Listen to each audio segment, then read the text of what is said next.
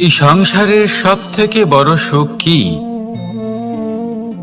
কেউ বলবেন নিজের লক্ষ্য প্রাপ্ত করা, কেউ বলবেন ধন উপার্জন করা, কেউ বলবেন নিদ্রাই সব থেকে বড় সুখ, কেউ বলবেন রাজ্য লাভ করা, আবার কেউ বলবেন মাতার হাত থেকে খাবার খাওয়া, আদি ইত্যাদি। কিন্তু যদি সত্যি কথা বলি, এই সংসারের সব থেকে বড় সুখ হলো সেবা করা। কখনো কাউকে সেবা করে দেখুন। এই সেবা দ্বারা অন্য কোনো মানুষের আশীর্বাদ লাভ করাতেই সুখ রয়েছে। আপনার সেবা ভাব দ্বারা যখন কোনো মানুষ নিজের অন্তরাত্মা থেকে আপনাকে আশীর্বাদ করে, তার থেকে বড় সুখ আর কিছুই নেই। কারণ প্রত্যেক মানুষের মধ্যে ঈশ্বর বাস করেন। নরের সেবাই হলো নারায়ণের সেবা। নিষ্কাম সেবা করাই হলো সব থেকে বড় সুখ। তাই নিজের অন্তরে সেবার এই ভাব জাগ্রত করুন। যে সুখের কথা আমি বলছি, সেই সুখ অনুভব করেই দেখুন। এই মন সুপ্রসন্ন হয়ে বলবে, রাধা রাধা। বাহ! পুষ্পের সুবাস আমার খুব ভালো লাগে। অত্যন্ত সুন্দর হয় এই পুষ্প। এইভাবে চারিদিকে পুষ্প দেখে মন আনন্দিত হয়ে ওঠে। এবার আপনারা ভেবে দেখুন, আমার চারিদিকে পুষ্প নয়, আগুন আছে। তাহলে কি হবে? আমার শরীর কি জ্বলে যাবে না? অবশ্যই জ্বলবে। শরীরকে কি আগুনের তাপ সহ্য করতে হবে না? অবশ্যই সহ্য করতে হবে। এটাই হলো প্রকৃতির নিয়ম। এই নিয়ম কিন্তু আমরা সবাই জানি, কিন্তু আমাদের মধ্যে বেশিরভাগ মানুষ এই বিভ্রান্তি নিয়ে বাঁচি যে এই যে প্রকৃতির নিয়ম, তা আমার ওপর প্রযোজ্য নয়। তা কিন্তু নয়। আমাদের চতুর্দিকে এই যে নিসর্গ রয়েছে, আমরা তার কতটা ক্ষতি করি সেটা একবার ভেবে দেখুন। আমরা বনাঞ্চল জ্বালিয়ে দিই, বায়ু দূষিত করি, জল দূষিত করি, প্রাণীদের হত্যা আমরা করি। কেন? এই নিসর্গ আমরা নষ্ট করি, যদিও আমরা জানি যে আমরাও হলাম এই নিসর্গেরই অংশ। এবার দেখুন, শরীরের কোনো অংশে যদি আগুন ধরান, আস্তে আস্তে সমস্ত শরীরও জ্বলে যাবে। সেইভাবেই নিসর্গ যদি নষ্ট হয়ে যায়, তাহলে মনুষ্য জাতিও নষ্ট হয়ে যাবে। তাই এই যে নিসর্গ আপনি দেখছেন, এই পুষ্প, এই বৃক্ষ, বায়ু, জল, এদের সকলকে রক্ষা করুন, নষ্ট নয়। মনে রাখবেন, যদি নিসর্গ থাকে মানুষ থাকবে, যদি নিসর্গ থাকে তাহলেই জীবন থাকবে। আসুন আমার সাথে ভালোবেসে বলুন, রাধা রাধা। এই সংসারে সবাই বলেন আমি অর্জুনের মতো হয়ে উঠতে চাই। সবাই চায় যে তারাও যেন অর্জুনের মতো গান্ডীব লাভ করে। তারাও চায় যে তাদেরকেও মহাদেব এসে পশুপতি অস্ত্র দান করবেন। তারাও এটাই চায় মহাভারতের মতো মহাসংগ্রামে বিজয়ী হতে। কিন্তু সবাই ভুলে যান যে অর্জুন যা হতে পেরেছিলেন, সবকিছুই অর্জন করেছিলেন। যদি আপনিও অর্জুনের মতো গান্ডীব লাভ করতে চান, তবে আপনাকেও তার মতোই শ্রেষ্ঠ কাঠ নির্বাচন করতে হবে। সেই কর্ম আপনাকেই করতে হবে। তার প্রত্যঞ্চা যাতে তীব্র হয়, তার জন্য আপনাকে সর্বশ্রেষ্ঠ দড়ি খুঁজে বের করতে হবে। আপনার বাণ যাতে ঘাতক হয়, সেই জন্য আপনাকে নতুন নতুন ধাতু খুঁজে বের করতে হবে। সেই শিক্ষা আপনাকে লাভ করতে হবে, তবেই আপনার ইচ্ছে পূর্ণ হবে। অর্জুন হওয়া বড়ই সরল, যদি আপনি কিভাবে অর্জন করতে হয় তা জানেন। শুধুমাত্র স্বপ্ন দেখেন যারা, তারা কখনোই অর্জন করতে পারবেন না। কিন্তু যদি কেউ অজ্ঞাতবাস ভোগ করতে পারে, যদি কেউ লাক্ষাগৃহ থেকে পালিয়ে বাঁচতে পারে, যদি কেউ কঠোর তপস্যা করতে পারে, প্রতীক্ষা করতে পারে এবং পরিশ্রম করতে পারে, তাহলে সে অর্জুন অবশ্যই হয়ে উঠবে। যদি আপনি অর্জুন হয়ে উঠতে চান, তাহলে কর্ম করতে শিখুন আর আমার সাথে ভালোবেসে বলুন, রাধা রাধা। জীবন থাকলে লক্ষ্য অবশ্যই থাকবে। যদি লক্ষ্য থাকে, তার পথ অবশ্যই থাকবে। যদি পথ থাকে, তাহলে বাধা অবশ্যই থাকবে।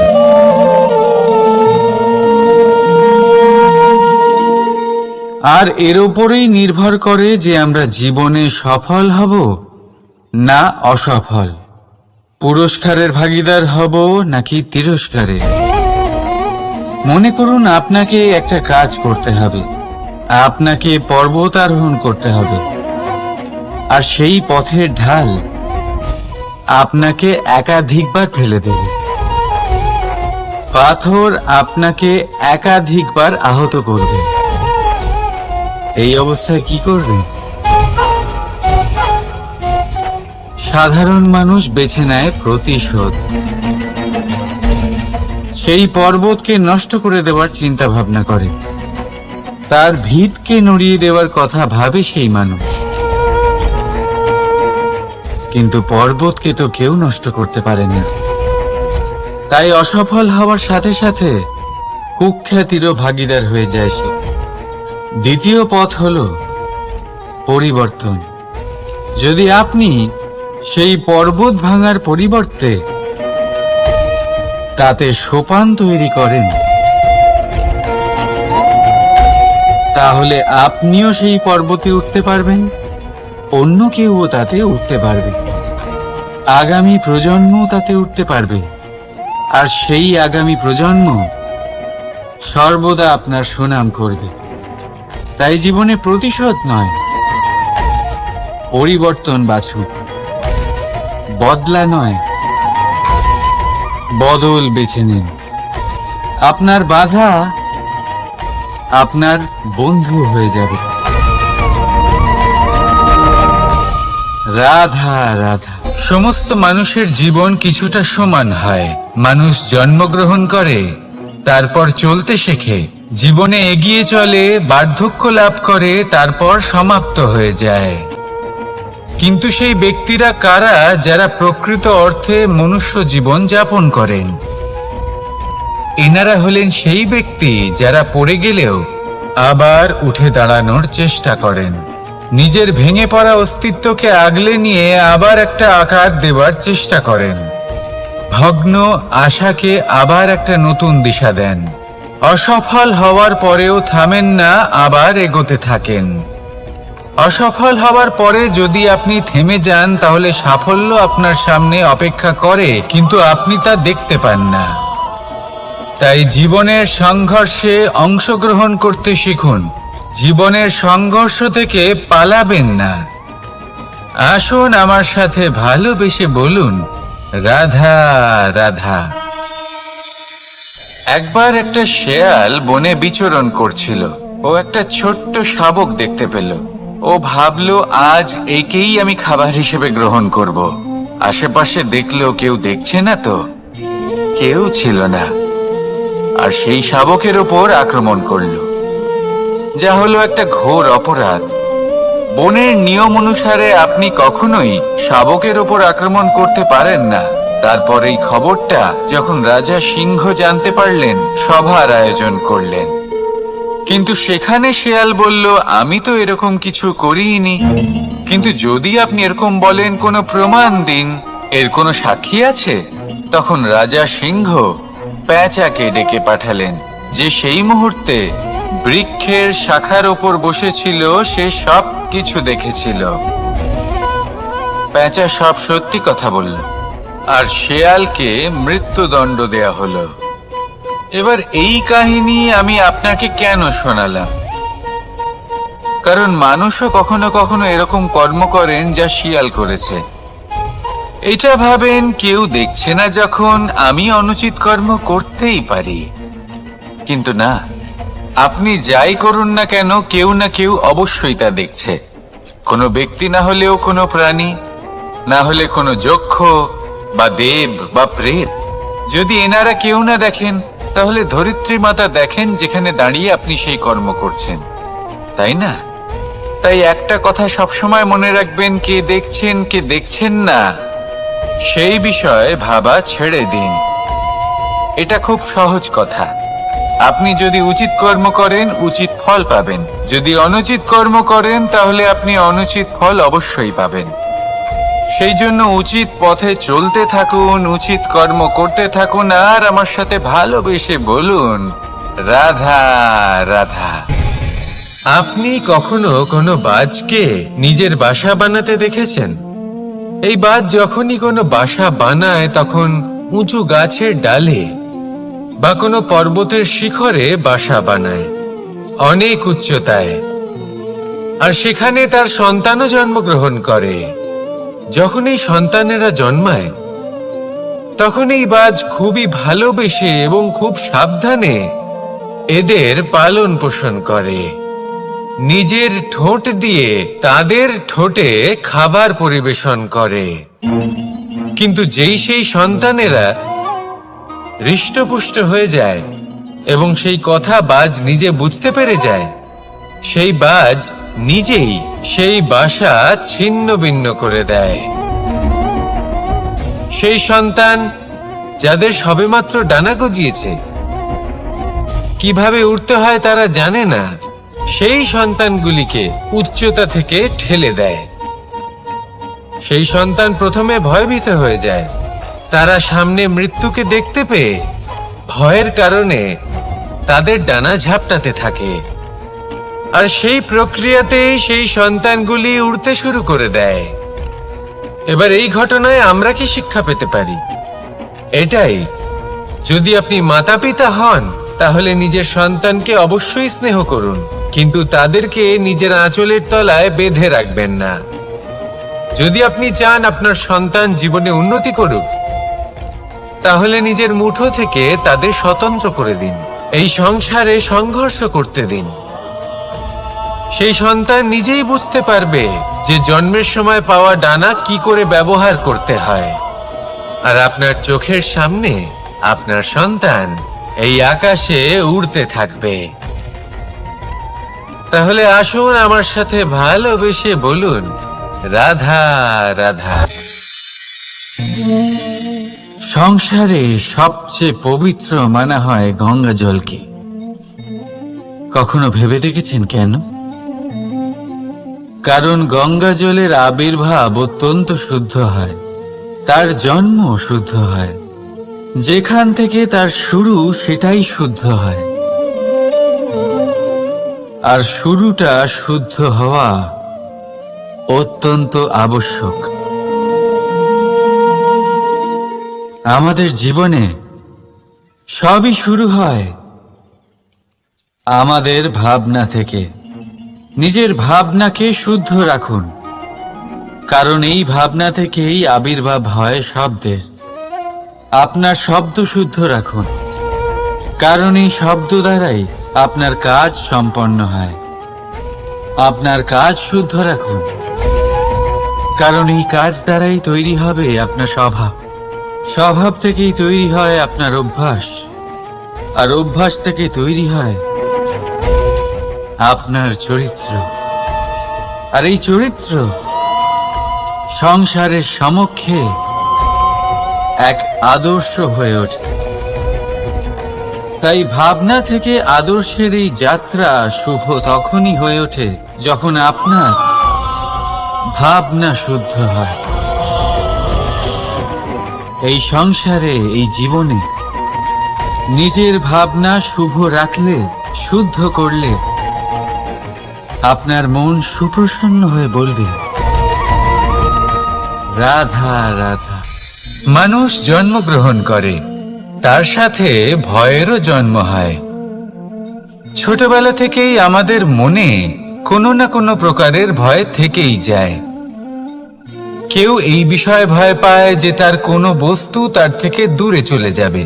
কেউ এই বিষয়ে ভয় পায় যে আমি নিজেকে হারিয়ে ফেলব। কেউ এই ভেবে ভয় পায় যে আমার প্রিয়জনেরা তারা যেন আমার থেকে দূরে না চলে যায়। কেউ এই ভেবে ভয় পায় যে আমরা যেন পথ না হারিয়ে ফেলি, আদি ইত্যাদি। কিন্তু সত্যি কথা বলতে ভেবে দেখুন, এই ভয় বাস্তবে কি? শুধুই একটা মনস্থিতি, আর কিছুই নয়।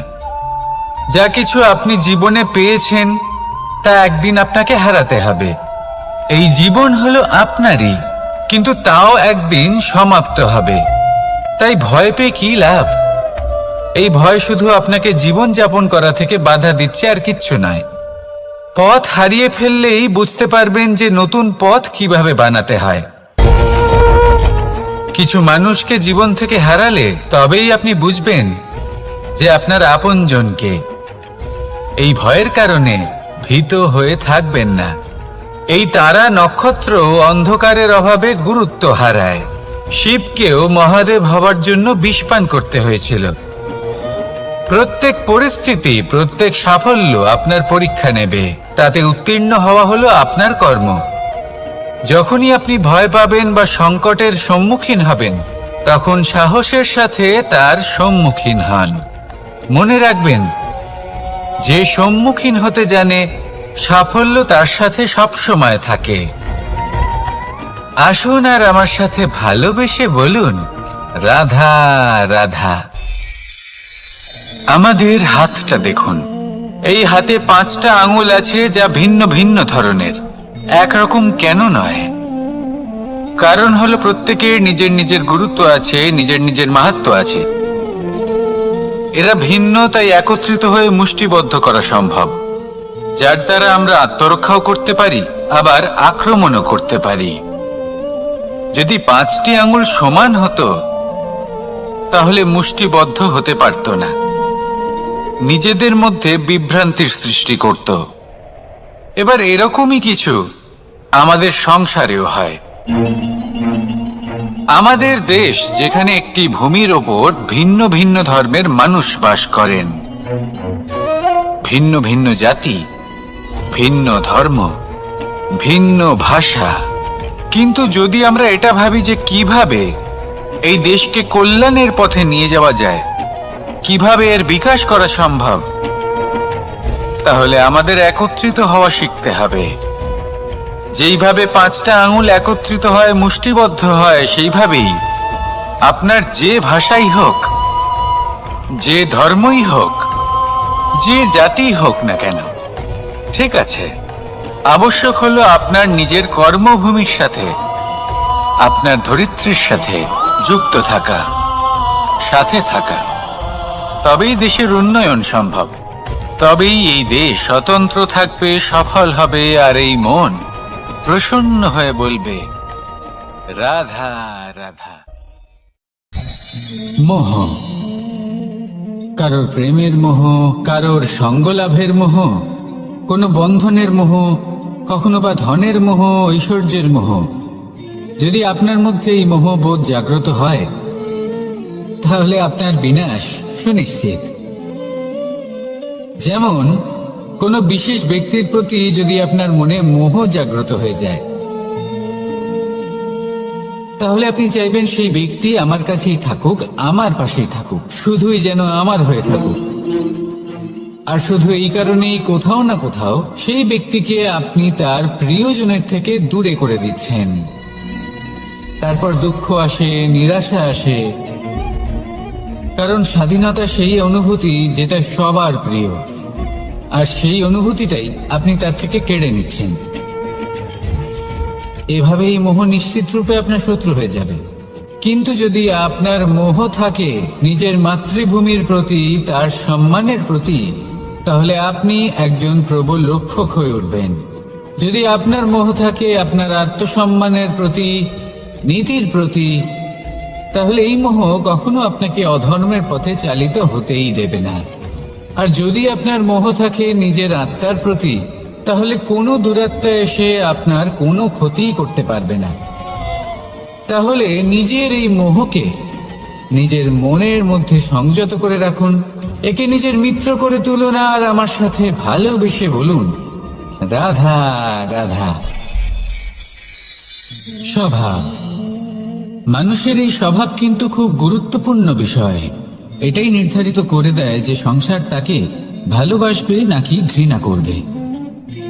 এটাই নির্ধারিত করে দেয় যে তার আপনজন মানে তার প্রিয়জন তার সাথে থাকবে নাকি তার থেকে দূরে চলে যাবে। এবার স্বভাব কেমন হওয়া উচিত? কিছু মানুষ বলবেন যে স্বভাব চন্দ্রমার মতো হওয়া উচিত, অত্যন্ত সুন্দর এবং শীতল। কিন্তু চন্দ্রমা নিজেও তো সূর্যের কাছে নিজের প্রকাশের জন্য ঋণী। সূর্যের মতো হয়ে উঠুন। এই সূর্য যখন উদিত হয় তখন শান্ত থাকে, তারপর সারা দিন নিজে প্রজ্বলিত হয় এবং এই সংসারকে প্রকাশ প্রদান করে, যাতে এই সংসার নিজের কর্ম করতে পারে। আর যখন এই সূর্য অস্ত যায় তখনও কোনো কোলাহল করে না, শান্তভাবে অস্ত হয়। সূর্যাস্তের সময় পরিবেশ শান্ত থাকে, সমস্ত পশু পাখি আনন্দে থাকে। সূর্য যখন অস্ত হয় তখন এই আশা নিয়ে অস্ত হয় যে পরের দিন সে আবার উদিত হবে, আর অস্ত হওয়ার পরেও সে চন্দ্রমাকে নিজের প্রকাশ প্রদান করে। যদি আপনিও নিজের উত্থানের সময় অহংকার না করেন এবং নিজের পতনের সময় দুঃখী না হন, আর জীবনে অন্ধকার ঘনিয়ে আসার পরও আপনি অন্যদের সাহায্য করেন, তাহলে সূর্যের মতো আপনি আবার উদিত হবেন, এই সংসারকে প্রকাশ প্রদান করতে পারবেন, সাফল্য লাভ করতে পারবেন। আসুন আমার সাথে ভালোবেসে বলুন, রাধা রাধা। আজ আমরা কথা বলবো মানুষের আরো একটা খুব বড় শত্রুর বিষয়। তার নাম হলো ক্রোধ। এই ক্রোধ হলো একটি জ্বলন্ত কয়লার মতো, যেটা প্রজ্বলিত করে আপনি যার দিকেই ছুঁড়ে মারুন না কেন সবার আগে কিন্তু আপনারই হাত পুড়ে যাবে। কিন্তু কখনো কখনো এই জীবনে রাগ দেখানোটাও খুব অবশ্যম্ভাবী হয়ে পড়ে। যেমন ধরুন, যদি আমরা কথা বলি সেই ক্রোধের যা আসে যখন আপনি ধর্মকে রক্ষা করছেন, অধর্মের বিরুদ্ধাচরণ করছেন, সত্যের হয়ে রুখে দাঁড়াচ্ছেন, মাতৃভূমির মঙ্গলের কথা ভেবে চলেছেন, নিজের প্রিয়জনদের মঙ্গলের বিষয় ভেবে চলেছেন, তখন ক্রোধের জন্ম হওয়া খুবই স্বাভাবিক আর কোনোভাবেই অনুচিত নয়। কিন্তু যদি তখনও আপনার মনে ক্রোধ জন্ম না নেয়, তাহলে এর অর্থ হলো যে আপনি কোথাও না কোথাও দুর্বল। এই ক্রোধ নামক শত্রুকে যদি মিত্র করে তুলতে হয়, তাহলে পরিস্থিতির সম্যক ধারণা, বিবেক আর ধৈর্য, এই তিনেরই প্রয়োজন। তাই এই ক্রোধকে নিজের মিত্র করে তুলুন আর আমার সাথে ভালোবেসে বলুন, রাধা রাধা। যদি নিজের কথা বলি, তাহলে আমার এই নিয়ে অভিযোগ নেই যে জন্মের পরেই আমাকে মা বাবার থেকে দূরে চলে যেতে হলো। আমার এই নিয়েও অভিযোগ নেই যে একজন মামা যিনি ভাগ্নের জন্য নিজের প্রাণও ত্যাগ করতে পারেন, সেই মামাই আমার প্রাণ কেড়ে নেওয়ার জন্য প্রত্যেক সম্ভাব্য প্রচেষ্টা করলেন। এই নিয়ে অভিযোগ নেই যে মহাযোদ্ধা হওয়া সত্ত্বেও আমাকে সারথি হওয়ার চয়ন করতে হলো। বরং আমি কৃতজ্ঞ। মামা যতই আমার প্রাণ কেড়ে নেওয়ার চেষ্টা করুক, আমি নিজের আত্মরক্ষা করতে পেরেছি। প্রথমে মথুরা ছাড়তে হলো, তারপর বৃন্দাবন ছাড়তে হলো, কিন্তু দ্বারকাকে নির্মাণ করার সুযোগটা আমি পেয়েছি। আমি কৃতজ্ঞ যে একজন সারথি হিসেবে ধর্মস্থাপনের এই রথ আমি এগিয়ে নিয়ে যেতে পেরেছি, এই সংসারকে গীতার জ্ঞান প্রদান করতে পেরেছি। দেখুন, জীবন সেই একই আছে, কিন্তু দৃষ্টিভঙ্গি কতটা গুরুত্বপূর্ণ। এই অভিযোগ আপনাকে জীবনে বাধা দেবে, দুঃখী করে তুলবে, কিন্তু কৃতজ্ঞতা বোধ সেটা আপনাকে একটা সুযোগ দেবে, সেই জীবনকেই আরো আনন্দের সাথে যাপনের সুযোগ। এই সুযোগে সদ্ব্যবহার করুন আর আমার সাথে ভালোবেসে বলুন, রাধা রাধা।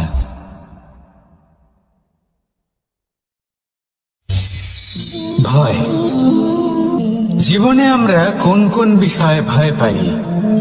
কোনো মানুষকে হারানোর ভয়, কোনো মানুষ কোনো সম্পর্ককে হারানোর ভয়, অর্থহানির ভয়, সময়হানির ভয়।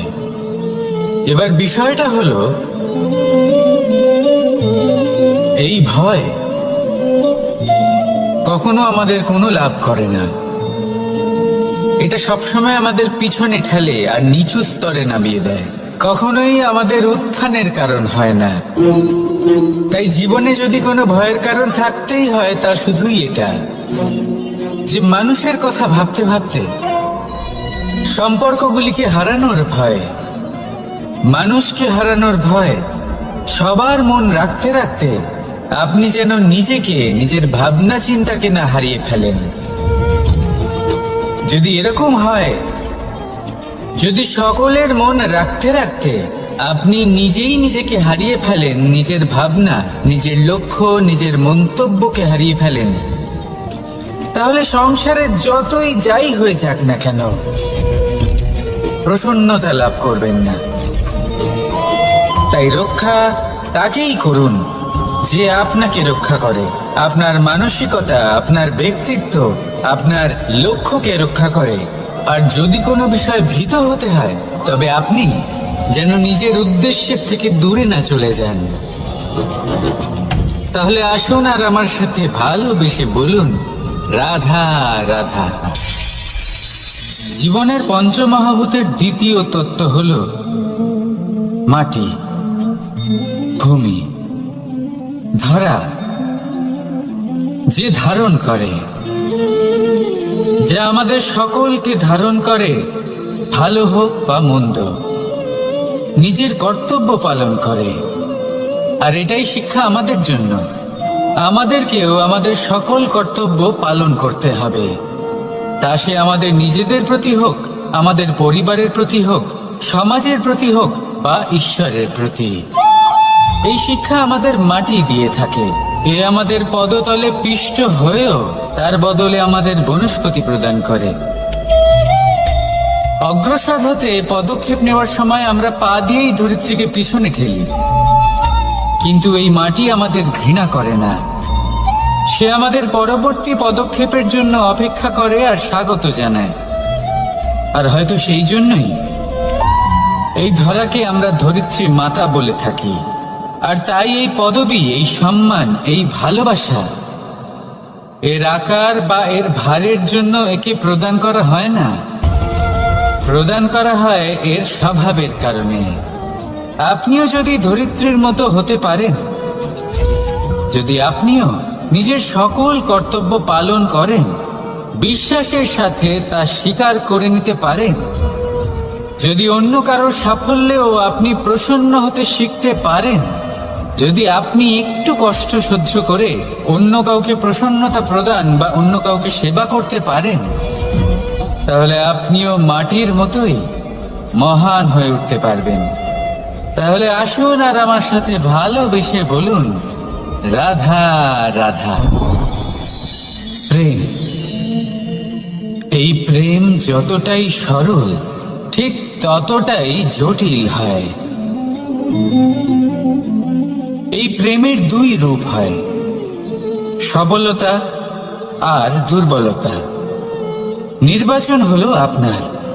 এবার যদি একটা উদাহরণ দিয়ে আপনাকে বোঝাই, তাহলে মাতা পিতাকে দেখুন। মাতা পিতা সন্তানকে কখনো কখনো এত স্নেহ দিয়ে ফেলেন যে তাকে বাইরে কোথাও যেতেই দেন না। আর তার ফলে সন্তান এতটাই দুর্বল হয়ে পড়ে যে এমনও হয় তারা সারা জীবন বাড়িতেই বসে থাকে।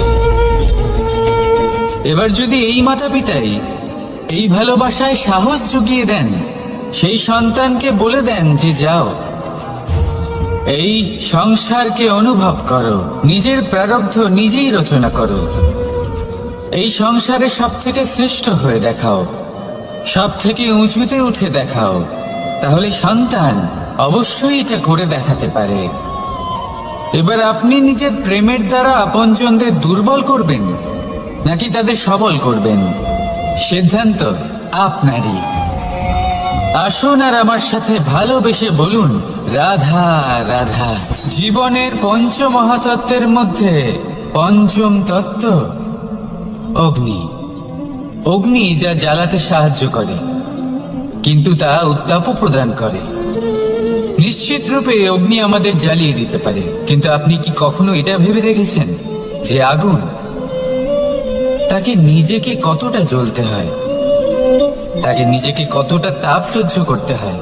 ও নিজে জ্বলে আমাদের উত্তাপ প্রদান করার জন্য, ও নিজে জ্বলে আমাদের ঊর্জা দেবার জন্য, আমাদের আলো দেবার জন্য, অন্ধকারে পথ দেখানোর জন্য, শত্রুর সাথে মোকাবিলা করার জন্য আমাদের সাহায্য করে নিজে জ্বলে। যখন আমরা কোনো দেবতার জন্য যজ্ঞ করি, তখন দেবতার ভোজন গ্রহণ করার নিমিত্ত হয় এই অগ্নি। কত কিছু ওকে সহ্য করতে হয় আমাদের এত কিছু দেবার জন্য। আপনিও আগুনের মতো হয়ে উঠুন, নিজে কষ্ট সহ্য করুন অন্যকে সাহায্য করার জন্য, তাদের জীবন উদ্ধার করার জন্য, নিজের প্রিয়জনের জন্য, নিজের পরিবারের জন্য, নিজের মাতা পিতার জন্য, এই সমাজের জন্য। নিজে কষ্ট সহ্য করুন, প্রকাশের কেন্দ্রবিন্দু হয়ে উঠুন, আর সকলকে পথ প্রদর্শন করুন, সবাইকে পথ দেখান। যেদিন আপনি আগুনের মতো হয়ে উঠবেন, সেই দিন ঠিক যেমন অগ্নিকে পুজো করা হয়, আপনিও সেইভাবে পূজনীয় হয়ে উঠবেন। যেমন সকল শুভকর্মে, সকল যজ্ঞে, সকল পুজোতে অগ্নিকে স্মরণ করা হয়, সেইভাবেই সকল শুভকর্মে আপনাকেও স্মরণ করা হবে। আর যেদিন আপনি এরকম হয়ে উঠবেন, সেই দিন জীবনের বাস্তব মর্ম কি আপনি তা বুঝতে পারবেন। তাহলে আসুন আর আমার সাথে ভালোবেসে বলুন, রাধা রাধা। জীবনের পঞ্চমহাভূতের মধ্যে একটা তত্ত্ব হলো আকাশ। আকাশ যা কিনা নিরাকার, যার কোনো আকার নেই। আকাশ যা হলো অনন্ত। আর আমাদের সবসময় মনে হয় যে এই আকাশ আমাদের সাথে জড়িয়ে রয়েছে। কেন? এবার এই আকাশ আমাদের জন্য কি না করে। আকাশ আমাদের ওড়বার স্বাধীনতা দেয়। আকাশ মেঘকে ধারণ করে যাতে আমাদের তৃষ্ণা মিটতে পারে। এই আকাশ সূর্য এবং চন্দ্রকে তার যথাস্থান দেয়, যাতে আমরা প্রকাশও পেতে পারি, আবার অন্ধকারও, যাতে আমাদের জীবনে সামঞ্জস্য বজায় থাকে। আকাশের থেকে অনেক কিছুই শেখার রয়েছে। যদি আমরাও আকাশের মতো হতে পারি, আমাদের আপনজনদের সেই স্বাধীনতা দিতে পারি যাতে তারা উঠতে পারেন, যাতে তারা নিজেদের স্বপ্ন পূরণ করতে পারেন, যার ফলে তারা নিজেরাই এই জীবনকে অনুভব করতে পারেন, নিজের পায়ে দাঁড়াতে পারেন, তাহলে ভাবুন আমাদের অস্তিত্ব কতটা বড় হয়ে যাবে। যদি আপনি আকাশের মতো হতে পারেন, তাহলে আপনিও আকাশের মতোই অনন্ত হয়ে উঠবেন। তাহলে আসুন আর আমার সাথে ভালোবেসে বলুন, রাধা রাধা। জীবনের পঞ্চমহাভূতের মধ্যে একটা তত্ত্ব হলো বায়ু। বায়ু যাকে কিনা দেখা যায় না, বরং তাকে কিন্তু আমরা অনুভব করতে পারি। আর একে সব থেকে বেশি অনুভব করতে পারি তখন যখন বায়ু কম থাকে। বায়ু যদি লুপ্ত হয়ে যায়, তাহলে তখনই আমরা বুঝতে পারি যে বায়ু তো নেই, এ তো সমস্যার ব্যাপার। এবার এই বায়ু দ্বারা আমরা কি শিক্ষা পাই? এই বায়ু আমাদের এই শিক্ষা দেয় যে আমাদের কখনোই অহংকার করা উচিত নয়। আমরা সকলেই কখনো না কখনো চাই যে আমাদের শ্রেষ্ঠতা, আমাদের যোগ্যতা, আমাদের মাহাত্ম্য এই সংসার বুঝতে পারুক। আর নিজের মাহাত্ম্য প্রমাণ করার জন্য শক্তি দেখানোর কোনো প্রয়োজন নেই। কারণ যখন কোনো ব্যক্তি, এই সমাজ, এই সংসার আপনাকে নিজের থেকে দূরে করে দেবে, আপনার থেকে দূরে চলে যাবে, তখন আপনার মাহাত্ম্য কি তার আভাস সে নিজে থেকেই অবশ্যই পেয়ে যাবে। আপনার কিছুই করার প্রয়োজন নেই। বায়ুর মতো হয়ে উঠুন। বায়ু যার কিনা কোনো ভার নেই, কিন্তু যখন সময় আসে যখন সে তুফানের রূপ নেয় তখন অত্যন্ত বড় বড় বিধ্বংসী কাজ সে করে ফেলে, আর তখন এর শক্তির কোনো তুলনাই হয় না। বায়ু, যে নিজের সঞ্চালন দ্বারা পৃথিবীকে প্রাণ দেয়, নিজের পরিবহন দ্বারা এই মেঘ সৃষ্টি করে, এই ধরিত্রীর তৃষ্ণা নিবারণ করে। বায়ুর মতো যদি আপনি হয়ে উঠতে পারেন তাহলে হালকা হয়ে যাবেন, ওপরে উঠতে পারবেন এই সংসার, এই ভৌতিকতা, এই মোহ মায়া থেকে। আর তখন আপনি বুঝতে পারবেন যে প্রেম কাকে বলে। তখন আপনি বুঝবেন যে দান করাই হলো জীবন। তাহলে আসুন আর আমার সাথে ভালোবেসে বলুন, রাধা রাধা। কথায় আছে যে জীবনের আধার হলো সম্পর্ক, প্রসন্নতারও এবং ঈশ্বরের সাথে দেখা পাওয়ারও। এবার এই সম্পর্কের আধার আসলে কি? সেবা? না। বোঝাপড়া? না। অপেক্ষা? না। এই সম্পর্কের আধার হলো বিশ্বাস। যদি বিশ্বাস ভেঙে যায় তাহলে জেনে রাখবেন যে সম্পর্করূপী এই ভবন এর ভিতই ভেঙে গেল। আর যদি ভিত ভেঙে যায় তাহলে সেখানে অন্য কোনো ভবন নির্মাণ সম্ভব নয়, সম্ভবই নয়। এই সমস্ত সম্পর্কের বিশ্ব বিশ্বাসে বসবাস করে। এই বিশ্বাস হলো অত্যন্ত গুরুত্বপূর্ণ।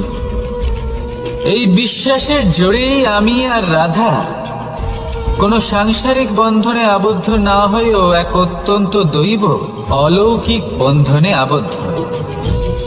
এ হলো বিশ্বাস, যার দ্বারা 11 অক্ষৌহিনী সেনার সামনে অর্জুন দাঁড়িয়েছিল এবং জয়ী হয়েছিল। এই বিশ্বাস হলো অত্যন্ত গুরুত্বপূর্ণ, তাই বিশ্বাস করতে শিখুন, বিশ্বাস দিতে শিখুন, বিশ্বাস পালন করতে শিখুন। আর আমার সাথে ভালোবেসে বলুন, রাধা রাধা। পঞ্চমহাভূত জীবন রচনায় এর অবদান অনস্বীকার্য। এই পঞ্চমহাভূত আসলে কি? জল, বায়ু, অগ্নি, মাটি আর আকাশ। এবার শুধুমাত্র জীবন রচনায় এর অবদান আছে তা নয়, শুধু শরীর রচনাতে এর যোগদান আছে তা নয়, বরং এরা হলো আমাদের জীবনের সব থেকে বড় শিক্ষক। এবার আপনারা সকলে চমকে যাবেন, হয়তো আপনারা এই দৃষ্টিভঙ্গি দিয়ে কখনো দেখেনি। আমি আজ আপনাদের বোঝাবো। এদের মধ্যে সব থেকে বড় তত্ত্ব জল। এ আমাদের কি শেখাচ্ছে? এই জল, এর নামই হলো জল, কিন্তু এ কখনোই আমাদের জ্বালায় না, আমাদের জ্বলনের কারণ হয় না। তাহলে কি করে? আমাদের তৃষ্ণা মেটায়, আমাদের শীতলতা প্রদান করে, জীবন দান করে। এর দ্বারা আমরা কি শিক্ষা লাভ করি? যে আপনার উৎপত্তি যেখান থেকেই হোক না কেন, আপনি যেখানেই জন্মগ্রহণ করুন না কেন, আপনার কর্ম সর্বদা শ্রেষ্ঠ হওয়া উচিত। আপনি জলকে যে কোনো পাত্রে রাখুন না কেন, সে সেই অনুসারেই নিজের আকার ধারণ করে নেয়। এর দ্বারা আমরা কি শিক্ষা পাই? এই শিক্ষাই পাই যে যে কোনো পরিস্থিতিতেই নিজেদের মানিয়ে নিতে হবে, নিজেকে সেরকম করে নিতে হবে। যে দেশেই থাকি না কেন, যে স্থানেই থাকি না কেন, যে পরিস্থিতিতেই থাকি না কেন, যে ব্যক্তির সাথেই থাকি না কেন, আমাদের সুখময় হয়ে জীবন অতিবাহিত করা উচিত। দেখুন, আমাদের কত বড় একটা শিক্ষা দিল এই জল, যা আমরা কোনোদিন দেখতেই পাইনি। নিজেকে জলের মতোই করে তুলুন। সুখের ধারায় স্বাচ্ছন্দ্যে প্রবাহমান হতে থাকবেন আপনি। নিজের আকারকে ভেঙে ফেলুন, নিজের সীমা লঙ্ঘন করুন। আপনি অবশ্যই একদিন মহানুভবতা অনুভব করবেন। তাহলে আসুন আর আমার সাথে ভালোবেসে বলুন,